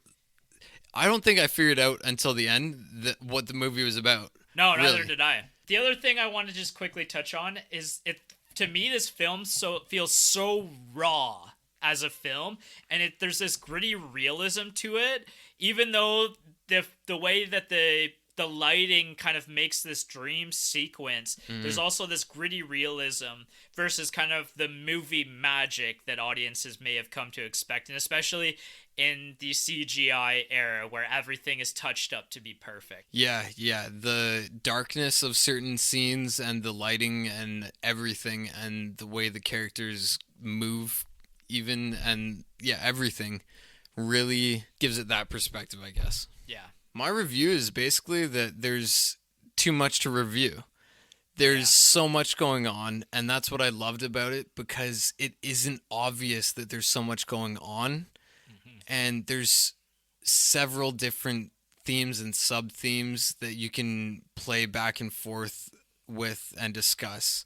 And overall, watching it, it's almost like you are Bill Hartford and his wife going into the movie, and then you come out something like someone else a little bit, because he wasn't thinking that much in the beginning. And you kind of go into this and you're trying to think, but you're like, I really don't know. And then all of a sudden it ends and you're just thinking constantly about everything that happened. It's like you are waking up from a dream. Right. So it really did play. This is a top-notch movie. Yes. It's up there in my top 20. Wow. I don't know how far up. I haven't thought that far into where it sits, but the more and more we talk about it, and we had waited until tonight to fully discuss this, but as we are talking, it's just inching up closer and closer to the top films that I've seen. Kubrick just has a way about just shooting and every component to it that it gets inside of your head and it's tough to leave. Like, the way that I often rate movies is by how much I remember them over time. And same with TV a little bit as well. If I remember certain scenes or certain elements of the film, I can tell you how much I like the film. And at this point, this film is so vivid in my mind. And 6 months from now, I think it's going to be still very vivid in my mind. And that's the sign of a truly great film. When I look at other films, if I say when we're flipping through Netflix or Prime or whatever, I say, I know that I've watched that and I think I enjoyed it, but I don't remember anything about it. What I always find if we rewatch those films is that by the end, I'm like, nah, that was okay, I guess. And then it's gone from my memory again. See, for me, I remember almost everything. Like, even a horrible movie, I could remember, like, a lot of the plot and everything. I've always been that way with books and everything. But I'm definitely going to be... It's going to stay in our minds because it's something to reference for other movies. So when we watch another movie, we're going to be like, how does that compare to Eyes Wide Shut in this sense? Because I think this set a bar. This set multiple bars, and you don't even know which levels those bars are at because we still haven't figured it out yet. Yes, that's a great point. I think it's worth mentioning that both of us were a little off-put by the movie at first, and we're like, should we be doing this on the podcast? Like, is this relevant to what we're trying to talk about? And then it became so much bigger after, and now we have so much to say. So let's talk partner factor. What did Annabelle think of this? She came into it just after the party got started. Okay. The first party got started. So she watched almost all of it. I should have just rewatched it, but I was like, I have to watch this. It's a long movie. It is and a it long was movie. a Sunday night, and we stayed up way too late watching it. But it was so good. And she was into it, but also she wasn't able to get as deeply into it. I was noticing certain things and pointing them out, and she's like, like I would never have thought to watch or to look out for that. She's gonna hate when she hears me say that, but she does get quite into movies, and I think I don't say that. I might generalize her a little bit too much there, but yeah, she liked it. She found it very strange, and that is a big aspect of it. It is a strange movie because as you're watching it, you're expecting one thing, and then as soon as the first act is done, you don't know what to expect. Yeah. And that's where it kind of, I think that's what her feeling was, is I don't know what I'm watching right now. Yes. And honestly, I didn't really either that much. That's where I wrote down, can this film work without the first part? Because I hadn't finished it all. Yeah, it can't. But at the same time, you just don't know what's going on. Yeah. You need to view this movie as a whole rather than the sum of its parts, basically. But the sum of its parts are also super deep. This is where kind of Jess's perception of it was that she wasn't a large fan of it, that the beginning dragged on way too long, and once things started getting moving, she just wasn't interested. It hadn't hooked her yet. So she actually went to bed before the end of the film. I think she regrets that a little bit after all of the discussion you and I have had and all the research I've been doing and the discussions that we've had on the walks. Like every single walk for the last half a week, I've been discussing different parts of the film with her. If you didn't have the right mindset or the right timing or whatever to get into it, it's kind of hard to see all of the value. And that's part of the genius of it, is that you are kind of supposed to be Bill and Alice at the beginning when you're coming into this. And it kind of breaks down your own perceptions as mostly his are also broken down. Yeah, and there were points in time where I identified with Bill a little bit and his naivety for the world, which was really interesting, actually. Yeah, I've seen that in my own life. One of the central themes is the difference between wealthy and rich. And that's one of those layers of the two levels of power. Yeah. And I've seen certain people who are wealthy, and up until that point, I had only seen rich people. And that kind of breakthrough is huge for people who haven't seen that clear delineation. Yeah. And that's what Bill experiences.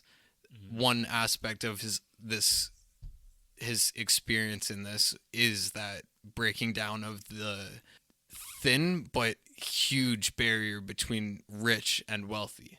Right. Okay, we're going to quickly go sequels, prequels, and reboots. There's none. The last Stanley Kubrick film, there was never any sequels kind of released for this film, and Stanley Kubrick never did any sequels for any of his films. They were just kind of one and done. So there were some sequels of his previous films, but we're not going to get into that here. So we can just kind of blow by this for the most part. Maybe in, let's say, the 2120s or something like that, maybe someone will be able to recreate it based off of his recreation, the same way he recreated the novel like 80 years later, 90 years, 80 years later. But I can't really compare this to anything. There is no sequel, but there's also nothing that stands on its shoulders by any means.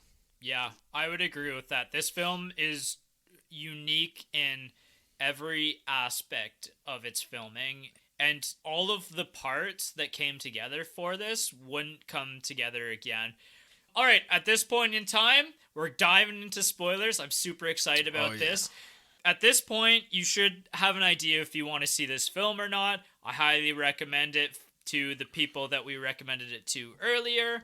Pause the podcast and come back and hang out after you watch it. Yeah, we'll get into exactly like our way of thinking about movies and what we've seen elsewhere on the internet. This is the part of loving movies that we love. Yeah. And we're going to just go back and forth and just be like, did you watch, or do you remember that one scene? This is why that was so important. Mm-hmm. And then how it ties into the rest, and then we'll just be stacking ideas on ideas because this movie's full of them. See you guys later. Where do you want to start?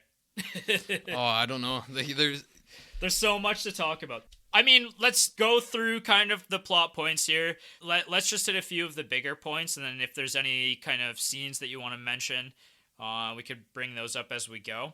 So, Bill's destroyed and distraught by everything that happens that Alice tells him about their relationship and how her perspective on their relationship and sex is. And so he goes out on this night adventure. And I think what caps all of it off as well, though, is by the one grieving woman that he goes out to do that service for, to go kind of pronounce her father dead, who was his old client, basically. And she basically tries to make love with him right then and there. And I think that almost proves Alice's point that basically everybody is trying to smash him. And I was grappling with the fact that I was thinking, has he cheated? Does he cheat? Is this important? And then that scene happened, and actually I was kind of I was kind of zoning out while he was there, pronouncing him dead. They were talking. Nothing was really happening, and then she just started trying to make out with him and say like, "I love you," and like, let's go away together or whatever. Right. And then I was like, yes, I knew he was. Yeah.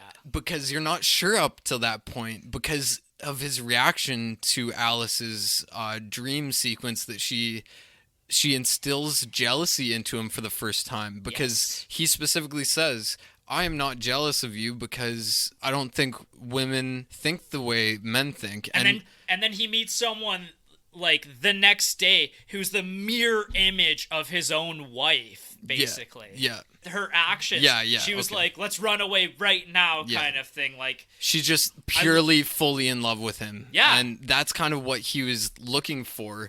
Yeah. But that's the fantasy that Alice had that broke Bill's mind, that Bill didn't think could be possible. Yes. And then he's witnessing it from a third party who doesn't know about the discussion that he's just had with his wife. And that was only like an hour or two after, too. Yeah. Yeah.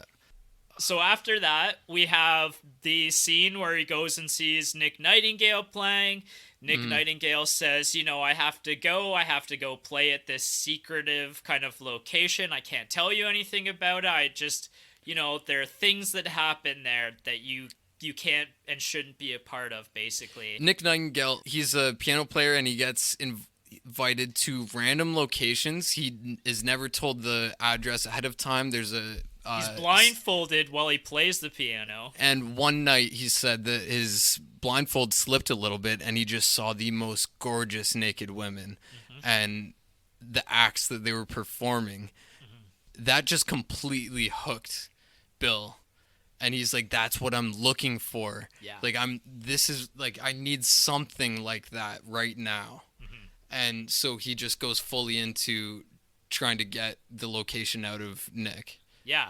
And so he gets the location. There's the fun scene at the costume store, which both of us obviously loved. And at that point, you think the film's going one way, like a hall pass, a Harold and Kumar kind of night almost kind of thing. And then we get to the cult orgy scene. Yeah. And this is where, like, I was like, what the hell is going on? Yeah. Like, I was kind of envisioning that. I was not imagining it to be culty. I thought it was just, like, awesome sex party. And that is exactly what Bill was thinking, too. Right. He didn't have the inclination that this was going to be, like, a weird culty sex party. He was just like, I'm here for the sex. Actually, this is something that I haven't said before, and I just want to kind of say this really quickly. Like I said, Bill is a naive character. I kind of get the feeling that he hasn't had much adversity in his life. That Definitely. Everything tends to go right for Bill. Yeah, and you see that in the way he interacts with anyone below him. And because he just flashes his money and his doctor's badge or certificate that he keeps in his wallet. And those two things get him through anything. The fact that he's a doctor and the fact that he has money gets him throughout his life up until this point. He can go anywhere and do anything because he's a doctor with money. This is his downfall also, because when he goes to the culty sex party at this Rothschild-esque mansion, which actually was a Rothschild mansion, he shows up in a taxi. Yes. Which is really key to the cult figuring out who he is and how he stands out of the cult. Yeah, because nobody would ever show up to this cult meeting in a taxi. They're all had like private limousines and helicopters. Yeah, things like that. Whereas he showed up in a taxi and another scene with the money, he split $100 bill down the middle and gave it to the taxi driver and said, if you stay for an hour or until I'm done, I'll give you the other half. Yeah. Another bargain for his money and his influence. Right. And then he goes inside and all of that is shattered. Yeah. And what's really great about this is the woman in the orgy keeps trying to tell him that you're in danger, you need to get away. They know that you're not who you say you are. Like, you shouldn't be here. And he's so naive to think that things are just going to go all right for him. I mean, a lot of the things in the mansion shock him that he sees, but he just kind of thinks that things are going to work out and he's going to be okay. Like, that he's untouchable, essentially. Yeah. One scene that we didn't mention that was happened in the first party that is very relevant later on is that at this fancy party, he's flirting, his wife's flirting.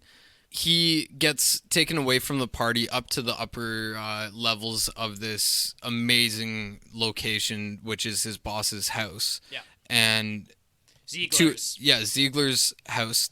He has to attend to a drugged up model that Ziegler was just having sex with. This is the first scene where you don't have any reference to Christmas because it is outside of normal life.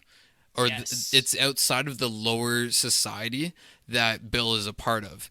And that's what I was kind of referencing earlier. The consumerist society. Yeah. No, yes, consumer in a certain sense because the elite, they're consuming massively. Right. But at such a different scale, everything is a commodity for them, including people,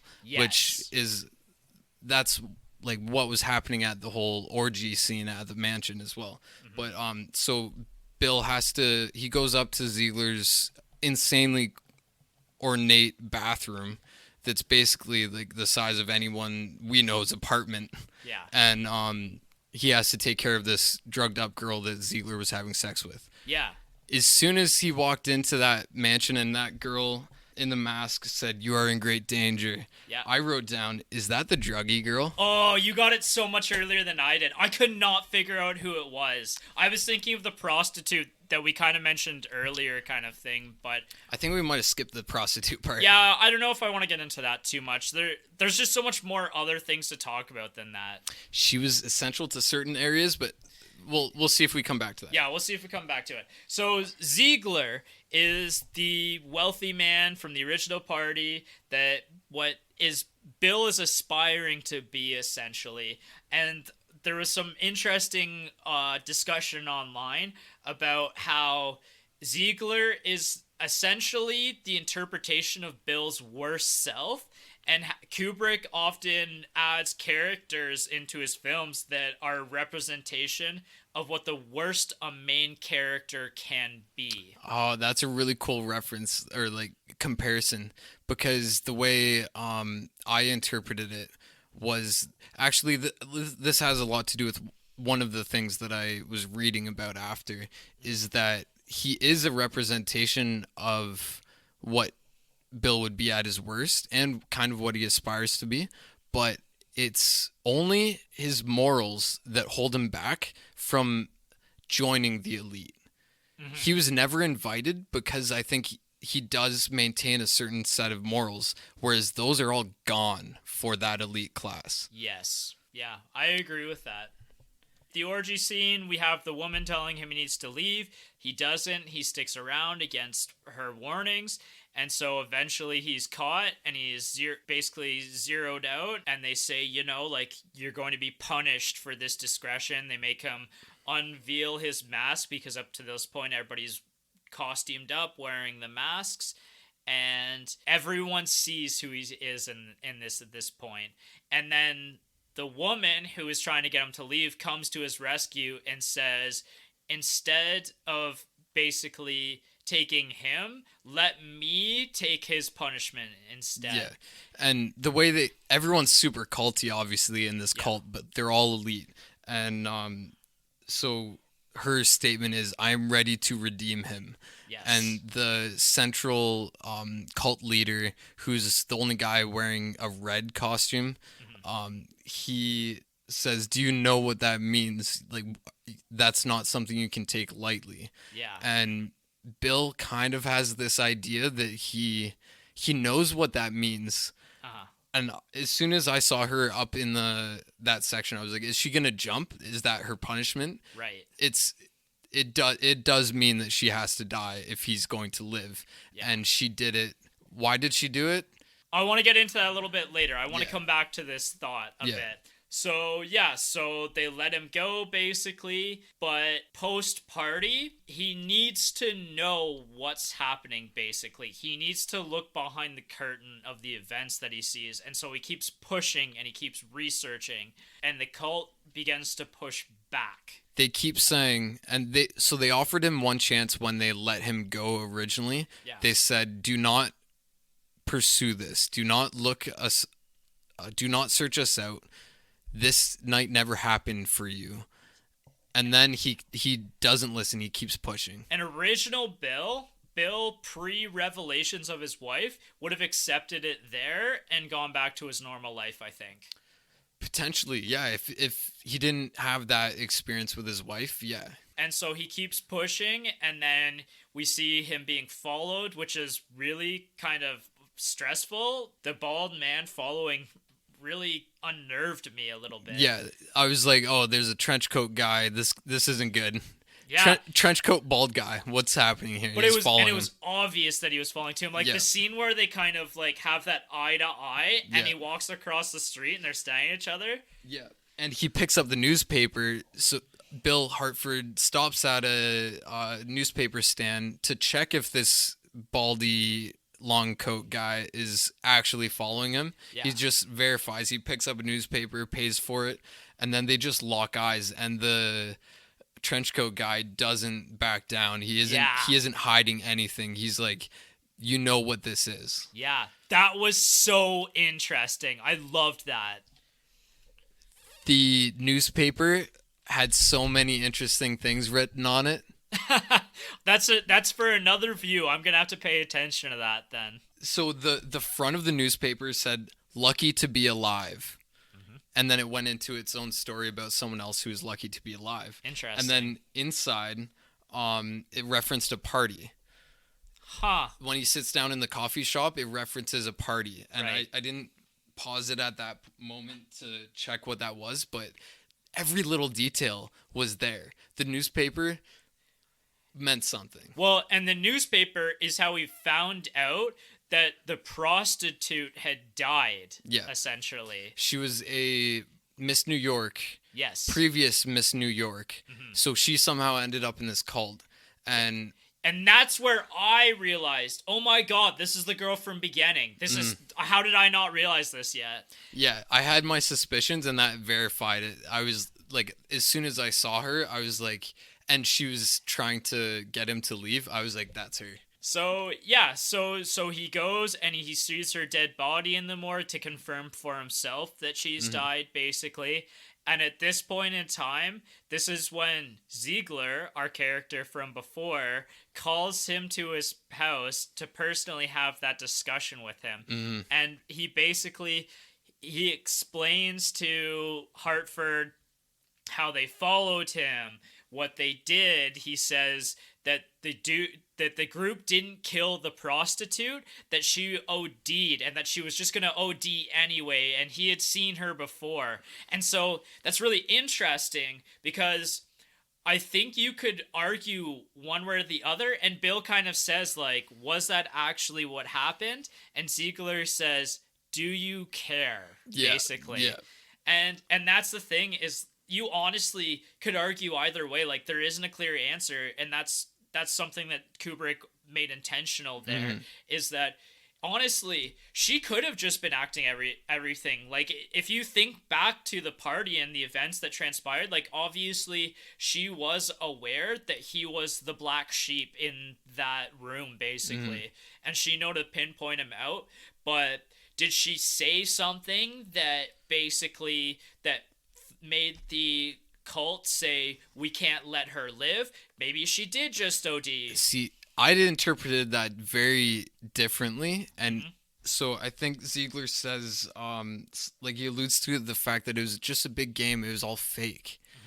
And that made me think that maybe this whole thing was Bill's introduction into the society, and they were just like completely fucking with him, or they were literally playing a game on someone who was rich but not wealthy just for fun.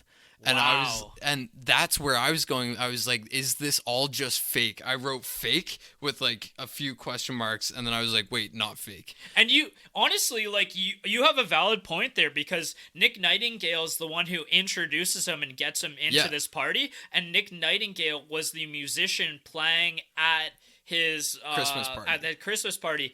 And Ziegler might not have known the connection there, but there's a realistic potential that he did see that connection between the two of them. He said, I saw you with Nick Nightingale, and I'm pretty sure he said that.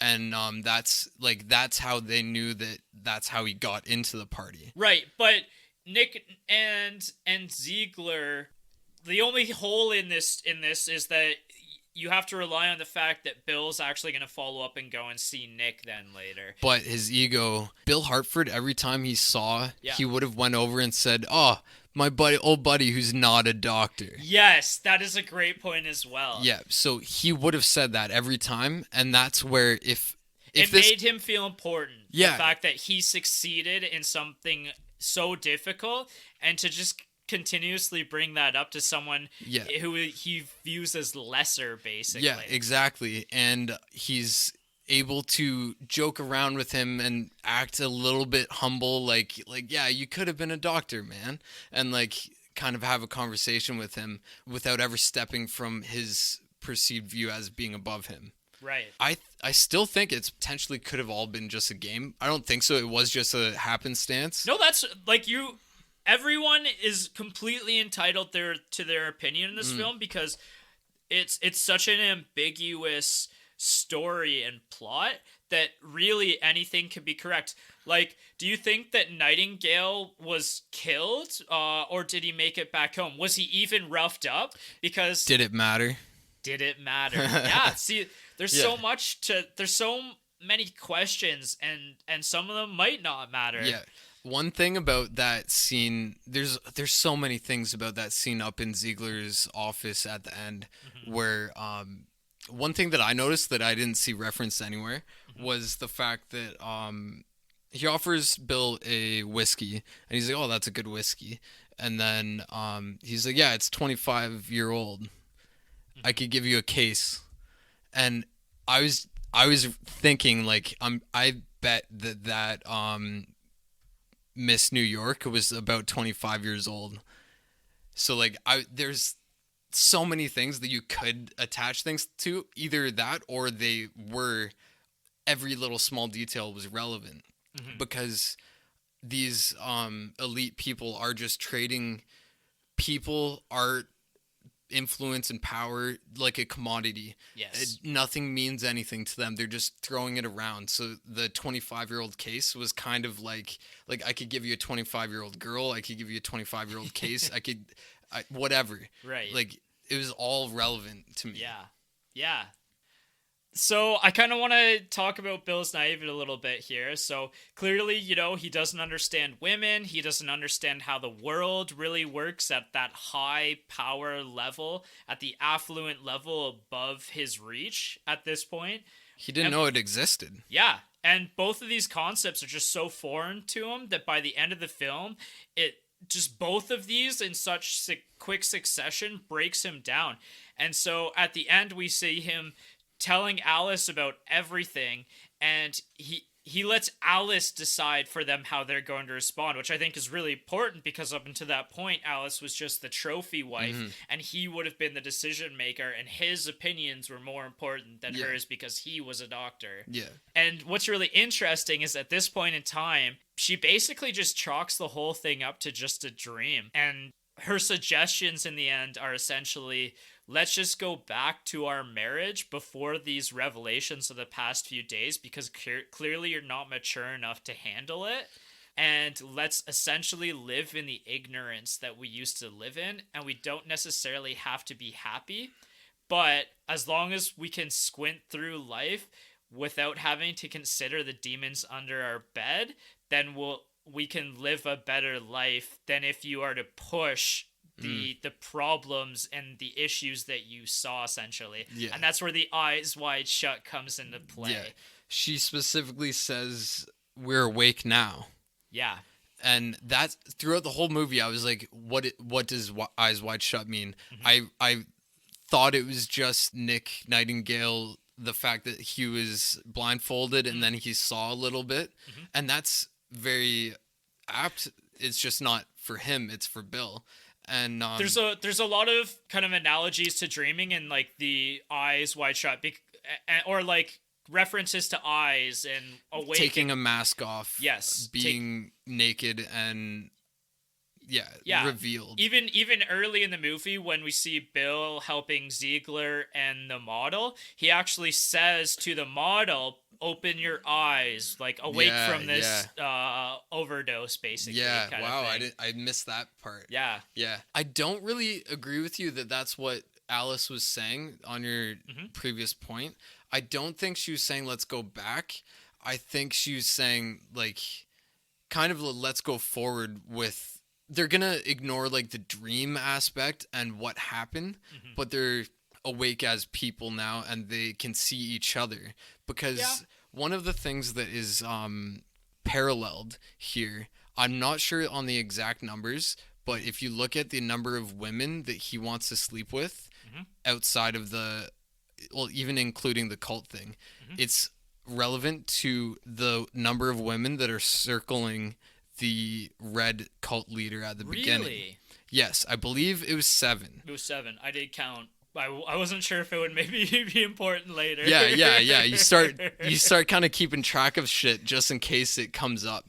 But there's all these women that he kind of wants to sleep with and he never gets to, and like that's part of the sexual experience, and it was just a crazy correlation between the amount of women, because basically he viewed himself as the red cult leader, and all these women were bowing to him, and then the cult leader made them all turn away and go with someone else. So did he. He turned away his wife. He walked away from the prostitute. He couldn't get the model in the mask. So many things. It's all connected to that. Right. And it's all just like his perspective and the women he's involved with. Yeah, and I think this is just where you and I are going to see this film a little different, because I still see Bill essentially accepting the answers that he's given from Ziegler, and just accepting to live under a dark reality, but a little bit in that ignorance. So he could have his eyes wide open and see the world for what it really is, and take a stand against those people and bring to the attention what's happening there. But instead he chooses to just basically accept it and try to put it past him and not think about it and move on with his life. Yeah, I think this was a extremely life-changing moment for both, like for the couple. Yeah. And yeah, the way forward, I don't think he's definitely not gonna pursue the course that he wanted to be on. And so this is where I kind of want to reference, there's a really great article on vulture.com called What I Learned After Watching Eyes Wide Shut 100 Times. And so there's some really great arguments here that the film is essentially distracting us with sex, but the real point of it is the abuse of power, as well as our complacency in thinking about it, essentially, because Bill tries to be blissfully unaware of what's happening while also just flat out accepting Ziegler's answers. Like he doesn't challenge him further, basically, in their kind of ultimate meeting with each other, and he just chooses to move on with his life. Where it's really interesting that this mirrors today is with the Me Too movement. Yep. So basically, a lot of people, after all of this happened, and me myself a little bit, said, like, I can't imagine so many of these men doing these terrible things, because I personally couldn't imagine doing them myself, like Bill. Yeah. Like, Bill couldn't imagine what was possible in kind of the dark corners beyond his vision kind of thing, and beyond his status. But that stuff really does happen, and there are dark places that we'll never see, thankfully, a little bit. But basically, we chose to live in ignorance a little bit for a very long time. And even when all of the facts are presented to us, we still almost don't want to believe what's right in front of our eyes. Yeah, it's that level of hidden wealth that we don't understand. And so we are Bill in that situation where we don't see all that crazy stuff. We can kind of believe it, but we've seen it in movies and things to a certain degree, but to see it so vividly and realistic, it's pretty crazy. I actually, on the way to work today, I was listening to the radio, and they were talking about how I believe it was a basketball player was recently penalized for something during the game, and he was charged $15,000 for what he did. And then they said, well, honestly, that's really just a drop in the bucket for him because he makes $20 million a year. And I did the math on that in my head as I was driving to work, and that $15,000, think about how much $15,000 is to me and you. That's less than $100 equivalently to him. Yeah. And that's what Bill ripped in half to give to the taxi driver. Yeah. And was like, it's worth it for you to stay for the second half. And like, we're within that world. Yeah, not the basketball players. It's insane. That's a really great analogy to this film. Like, here's half of $100. I promise you, it's worth it. You just have to get through the second act, basically. Yeah. That's a really great kind of comparison. Yeah. At the end, you see that the $50 was worth the wait to the cab driver, but that $50 means nothing Yeah. in the grand scheme, like the amount of wealth that was going on. And that's where this is a huge discussion on classism. And we've discussed that in parts without naming it, really, I feel. Yeah, yeah. Like I said, I view this film more as a social commentary than I do even about the sociological aspect between Bill and Alice and men and women in society. That's where I land on this one. I think it all plays a huge part because the way men and women think are very different, and that's similar to the way how a rich person and a wealthy person thinks is very different. And the differences between all of those matter at different levels, and that's what like it is to be human. There's so many levels to so many things, and Kubrick's discussing all of it in one long movie. Yeah. But it's short for that much content. And where I originally felt the day after watching this with Jess, I said, overall, I like this film, but I think that it was trying to hit too many themes, and it didn't effectively work by hitting all of those themes. But now, after getting through a half a week and doing all the research and reading online, I've actually even changed my tune on that. I think that every component of this film and all of the different themes were necessary in showcasing the other themes. Maybe there's little things you can cut here or there in this film, but I think that everything is just so important. And like you said, there's just so many little details that this film just has such a rewatchability to it that I'm already excited to get back to it. Yeah. Do you want to just mention a few like small scenes here and there? And we'll just wrap it up. Basically, I think we talked about the big important parts that we couldn't talk about before. One that I'd like to talk about is at the very beginning. The guy, the old suave, the Hungarian man, he was a part of the cult. Yeah, he would have been. Yeah, and the way he was talking to Alice was, he actually references this book. It's Ovid, The Art of Seduction, or something like that. So this was a Roman era book that basically discussed how to cheat on your wife and get away with it in Roman times. And so this guy is referencing that. And one of the moves that was referenced in the book was to drink from the girl's glass. Really? That's where that comes into play. Yeah. Jess and I were like, oh, that's so gross. Like, why would anybody find that sexy? Yeah, and it's because he's basically saying, I want to exchange bodily fluids with you. Huh. Wow. And it's directly from the book that he's referencing to her. If you go into that small character again, this Hungarian, there's something referenced within a certain cult that it's based off his name. It's his name is like kind of sounds like Satan. There's something darker there, but he basically is part of like this thing that can brainwash people, and you can see some of that working on Alice, where she's like she's almost going along with it. So that was a cool, very early scene that set a lot of the mood. And yeah, I saw him drink her glass, and I was like, ugh. Yeah, so I did the same thing. So did Jess. Yeah, and there was so much symbolism in just that one interaction. I mean, obviously, the clothing scene was amazing.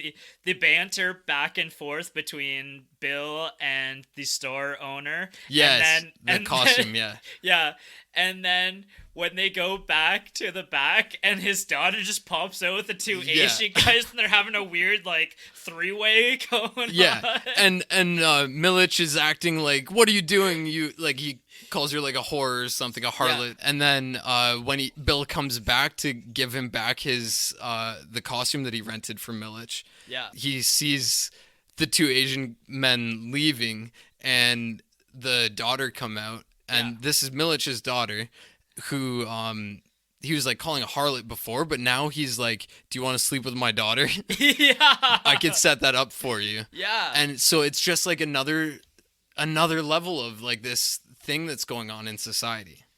On that note, the book it was written in the decadence movement of France, like the period. It was called the decadence movement, which was all about excess and artificiality.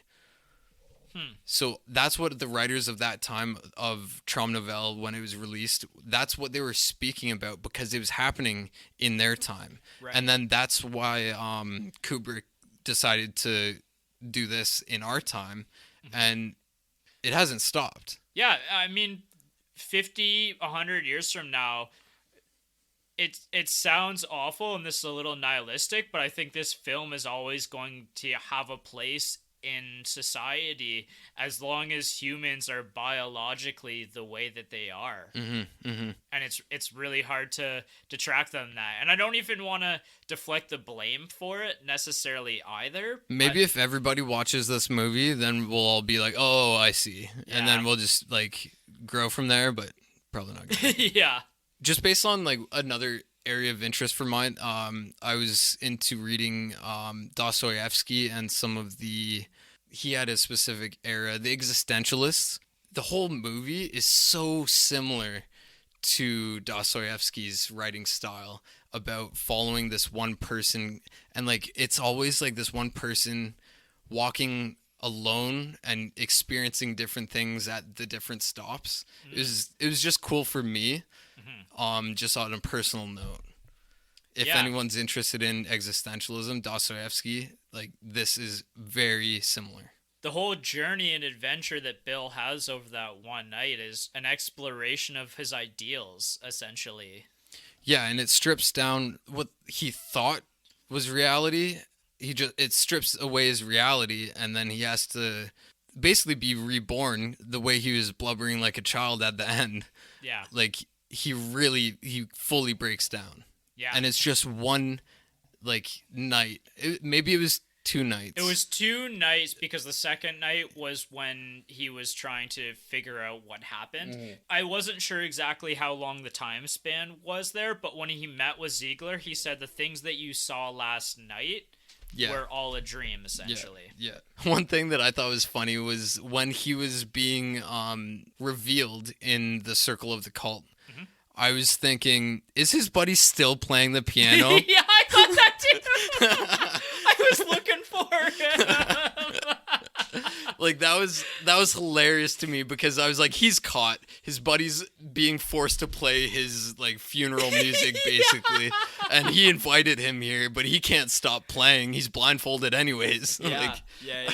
But yeah, I don't know if he was actually playing, but it was like the score was happening of that dramatic ting, ding, ding, like it was like it kept going on for so long, that small like note span, whatever, and it was that's just called. like those single note kind of things. Single piano notes in a certain key that were just so like it said everything for what was going on. Also, the actual sex scenes, they're like, that's not how you have sex, I feel like. Maybe I'm wrong. No, but it was like animalistic in a strange way. Yes. When if you're watching the way the cult members were. Yeah, and I'm sure even the movements were orchestrated by Kubrick. Yeah. And like, yeah, I think you're right as well. There was some very unnatural. It was very unnatural. Yeah, and yeah, there's people having sex all over this crazy awesome mansion and with the masks on, and just like the body movements were just slightly off, like they weren't natural. The art in Bill's house, the idea for why they had so much art there was basically that his wife lost her job as a gallery curator, so she kept a bunch of pieces. All of the art in different scenes has like there's some things going on there, but in Bill's house, all of the paintings in their like hallway were actually painted by Kubrick's wife, Christine. Oh, interesting. Yeah. So he put in some of her pieces, which was pretty cool. Quickly to talk about the dreams again one last time. Like Alice at one point dreams about cheating on Bill with multiple men. And this, again, pushes him back out onto the streets kind of thing. And so this lends itself to, later on, almost making the viewer question whether the dramatic things that Bill's observed are a dream or not. And people keep telling him that it's all a dream. Yeah. when he comes back to his apartment after the whole cult experience, he wakes up his wife, who is like laughing weirdly in the Right. dream, right? Yeah. And she has a dream of a deserted city where she has no clothes, and there's like all these like crazy things happening. She's having sex with way too many people. And I was like, did the cult make her dream this? It was just crazy. Like Right. it fit in so well with like what is going on, like how much power do these guys really have, or like what is like how is this happening? Yeah. How did her dreams really connect that well with what just happened to her husband? And her cruelty towards Bill is super interesting. The way she just brutally tells him all of these things, I was kind of shocked by it, and but it makes sense. Yeah, it was very blunt, but up until that point, it's such a stark contrast to their relationship up until this point in time. And even like in between, you see her helping her daughter with math homework, and she's like smiling and she has this mask on. You know what? This is kind of going off of my notes a little bit, but coming back to the comparison to Mad Men, I think you could very much compare Betty, the Don Draper's wife, to Alice in this film, and the perception of what a trophy wife is, and them kind of both breaking the mold from that, or not breaking the mold from that a little bit. It's interesting because at some point both of them have their blunt conversations with the main character, and it fundamentally changes them. And eventually I think they both kind of go back to the way things were a little bit.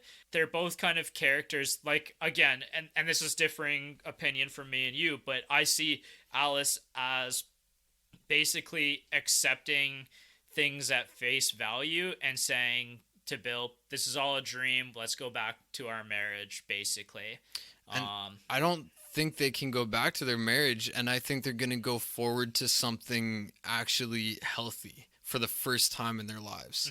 Which is entirely possible. Yeah. We honestly could be talking about this for another hour or two, and I think at this point in time we might just have to leave the viewers with some of these insights and challenge them to go and watch the film and derive their own ideas and opinions about this. Yeah, definitely.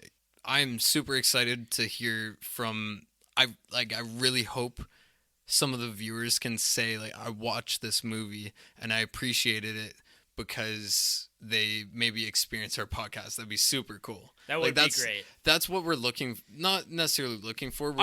We enjoy doing this, and that would be just a plus. Yeah, I would love to have some discussion with some viewers on this one, but just in general, like, leave those comments and we'd love to have that open discussion.